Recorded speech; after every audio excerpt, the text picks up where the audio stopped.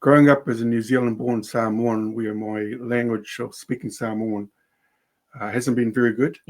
And I think it's not too uncommon for New Zealand-born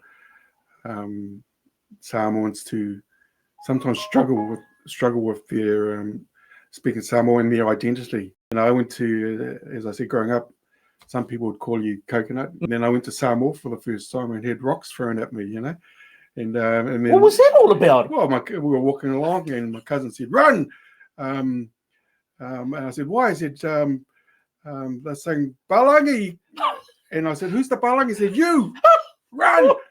So I was literally running. I could feel the stones whizzing over my head as they yelled, "Shut up, Palagi!" So there lies in the challenge of, what am I? I was like, man, I'm in New Zealand, I'm a coconut, and in Samoa, I'm a Palagi. So long story short, you settle in your own heart that you're a New Zealand-born Samoan. And as my good friend Tony Solomona says, I'm as much a Samoan as anyone. Yeah. But that was all part of finding myself and trying to learn the language, which I'm still, in the process of. But focusing on the Matai and the Taupo and that is important to me because I hold a high chief title with my family. And I remember my dad saying to me,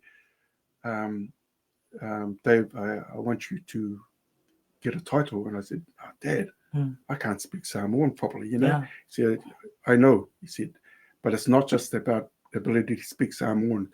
It's about how you carry yourself within the family, how you lead, how you set an example." And that convinced me after him asking a couple of times for me to go to Samoa and to be the first in the family to take a title. Yeah.